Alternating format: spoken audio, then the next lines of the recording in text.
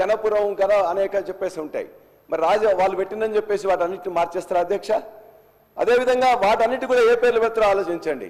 ఒక్క కుటుంబం ఇలా దేశంలో ఉండే వాళ్ళ కుటుంబాల పేర్లు పెట్టకుండా స్వాతంత్ర సమరయోధుల పేర్ల పైన పెట్టిండ్రు అధ్యక్ష కాంగ్రెస్ ప్రభుత్వం.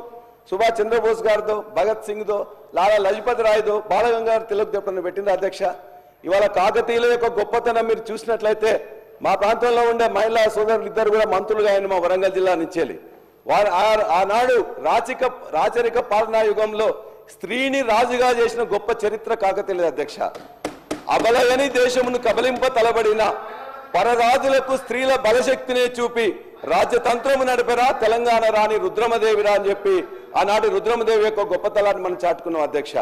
మరి అంతేకాదు ఇవాళ అందశ్రీ గారు రాసిన రాష్ట్ర గీతంలో కూడా అనేక మార్పులు చేయాల్సి వస్తుంది. మీరు ఒకవేళ ఇదే అనుకుంటే అందశ్రీ గారు మా జనగామ నియోజకవర్గం రేబర్తి గ్రామవాసి.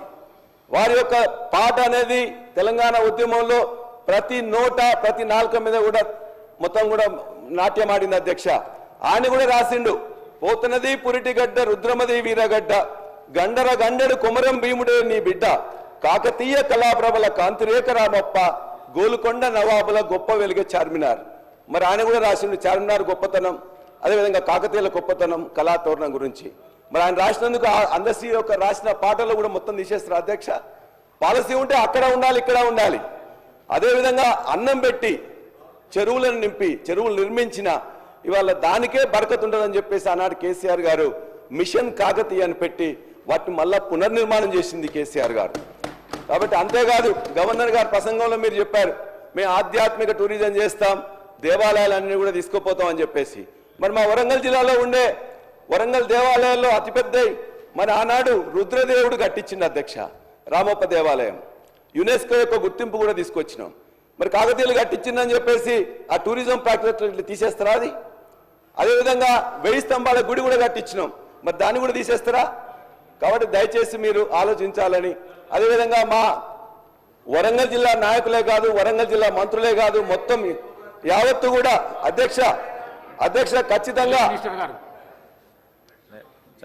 చాలా సంతోషం సార్, నేను వింటా ఉన్నాము. కానీ చరిత్ర దగ్గరలో ఉన్న చరిత్రను కూడా మనం ఆలోచన చేయాలా. కాకతీయులకు సంబంధించి మాట్లాడుతూ ఉన్నారు అధ్యక్ష, వారి చరిత్ర గురించి మాట్లాడుతూ ఉన్నారు. టీఆర్ఎస్ పార్టీకి సంబంధించి ఆనాడు మా ప్రభుత్వ హయాంలో ఉమ్మడి రాష్ట్రంలో 2 కోట్ల రూపాయలు కాకతీయ ఉత్సవాల గురించి ఆ రోజు కేటాయింపు చేస్తే 2 కోట్లు కాదు 4 కోట్లు 6 కోట్లు 8 కోట్లు చేయాలని చాలా సందర్భాల్లో వారు డిమాండ్ చేశారు. సరే 2014 నుంచి 23 వరకు ఒక్కసారి కూడా కాకతీయ ఉత్సవాలు చేయలే టీఆర్ఎస్ పార్టీ ప్రభుత్వం. నేను ఈరోజు చెప్తా ఉన్నాను, అది కాదు ప్రజాస్వామ్యంలో ప్రజలేం కోరుతా ఉన్నారు, సామాన్య ప్రజానికానికి ప్రతిరూపంగా నిలిచే స్ఫూర్తిని కలిగేయాలని, ఆ క్రమంలో మేము తీసుకున్న ప్రతి నిర్ణయం ఉంటుందని ఈరోజు మన చరిత్ర చెప్తా ఉన్న అనేక ప్రధానమైన అంశాలను కూడా ముడిపెడే అస్తిత్వాన్ని కాపాడే ప్రయత్నం చేస్తాం. నేను రాజేశ్వర రెడ్డి గారు విద్యాధికుడు అధ్యక్ష, కేవలం నేను వాడిని కోరుతా ఉన్నాను, టీఆర్ఎస్ పార్టీ పరంగానే పోకుండా డెఫినెట్లీ ఒక ప్రొడక్టివ్ ఆలోచనలు ఇస్తారు, ఒక పాజిటివ్ ఆలోచనలు ఇస్తారు. ప్రభుత్వం 14 నెలల నుంచి చేసే కార్యక్రమం ఇది చేస్తే బాగుంటుందని ఆలోచన చేస్తారు. అదేమైనా అభిప్రాయాలు తెలియజేస్తారని ఆశిస్తా ఉన్నాను అధ్యక్ష. శ్రీధర్ అన్న, ఖచ్చితంగా కాకతీయుల యొక్క ఘనకీర్తి కోసం మేము చెప్పట్లేదు. కాకతీయులు మనకు బతికిచ్చిండ్రు, చెరువులు ఇచ్చిండ్రు, కాబట్టి వారిని బర్కత్ ఉంటుంది, వారి యొక్క పేరు పెట్టుకుంటారన్న ఉద్దేశంతో చెప్పినాం తప్ప మరొకటి కాదు. అదేవిధంగా మీరు ఇంకొక మాట కూడా అందులోనే ధన్యవాద ప్రసంగంలో చెప్పారు, ఇవాళ మేము తెలంగాణ తల్లిని మార్చినాం అతి సామాన్యంగా ఉండాలని. చెప్పేవాళ్ళు ఎవరు అధ్యక్ష?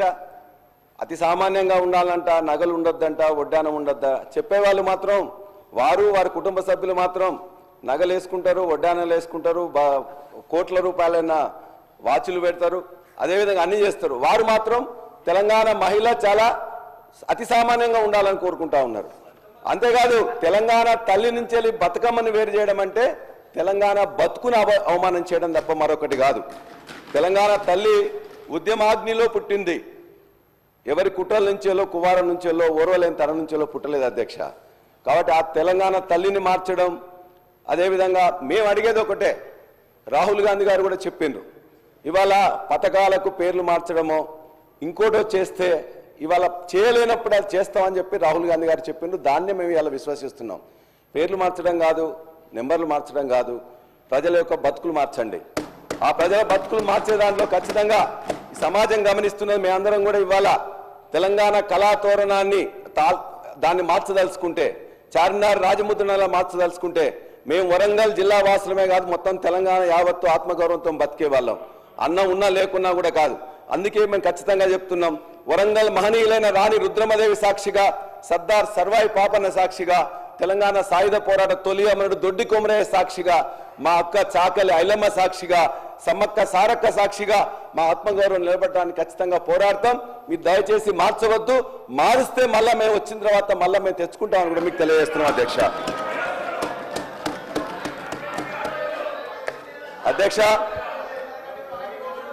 అధ్యక్ష వ్యవసాయ రంగం గురించి చాలా అందులో చెప్పారు. వ్యవసాయ రంగంలో 2014లో ఉండే పరిస్థితి ఏంటి, ఇవాళ పరిస్థితి ఏంటని చెప్పేసి ఒక్కసారి దయచేసి ఆలోచించండి అధ్యక్ష. ఇవాళ అందులో కూడా చెప్పారు వాళ్ళు ఏమైంది అధ్యక్ష, బ్రహ్మాండంగా మొత్తం కూడా ఇవాళ దేశంలో నెంబర్ 1గా చేసినామని చెప్పేసి దేశంలో నెంబర్ 1గా చేసి మీకు అందించిన 2014లో 14-15 స్థానంలో ఉండే వరి విస్తీర్ణం కానీ ఉత్పత్తి కానీ ఉత్పాదకతలో నెంబర్ 1 చేసి మీకు అందించిన 2024 లెక్కలు చూడండి. ఆనాడు 24 లక్షల మెట్రిక్ టన్నులు వస్తే 141 లక్షల మెట్రిక్ టన్నుల వరి ధాన్యాన్ని మొత్తం కూడా ఎఫ్సీఐకి అందించింది కూడా ఇలా గత ప్రభుత్వం.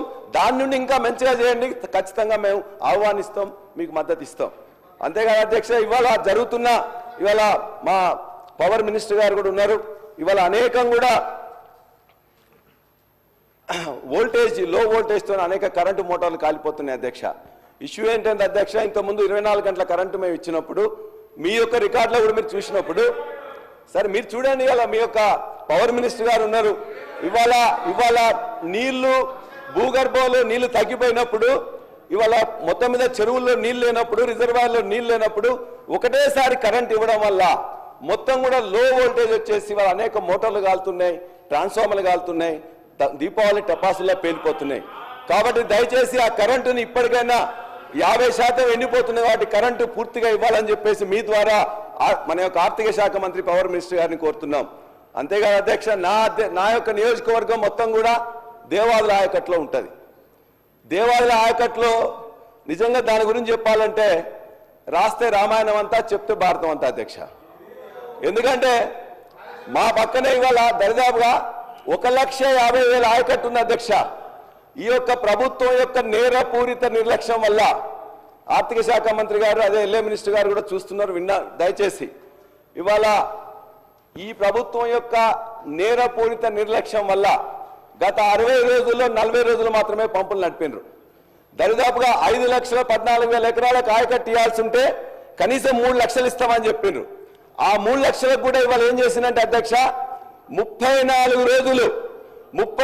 రోజులు ఒక 6 కోట్లు 7 కోట్లు పేమెంట్ చేయలేక ఓఎండ్ఎం స్టాఫ్ మొత్తం స్ట్రైక్ చేస్తే, ఇలా కింద ఎస్సీ కానీ డిఈ కానీ లేకపోతే ఈఎన్సీ కానీ చివరికి రాహుల్ గోద్రే గారు కూడా ఫోన్ చేసినాం, మినిస్టర్ గారు ఇరిగేషన్ మినిస్టర్ గారు కూడా ఫోన్ చేస్తే లాస్ట్కి 30 రోజుల తర్వాత 6 కోట్లు ఇచ్చింది అధ్యక్ష.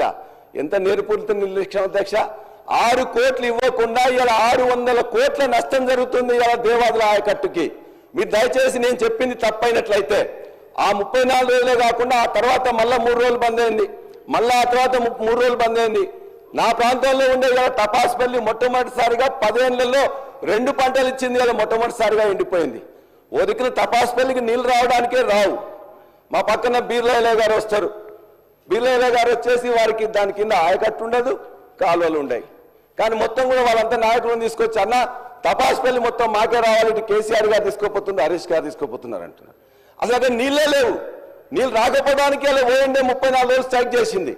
అదేవిధంగా కింద గండి రామారావు గారికి స్టేషన్ కనుపూర్ ఎమ్మెల్యే వస్తారు, ఆడ ఆయకట్టు ప్రతిపాదిత లేదు, ఏం లేదు, మేము తీసుకోపోతామంటారు.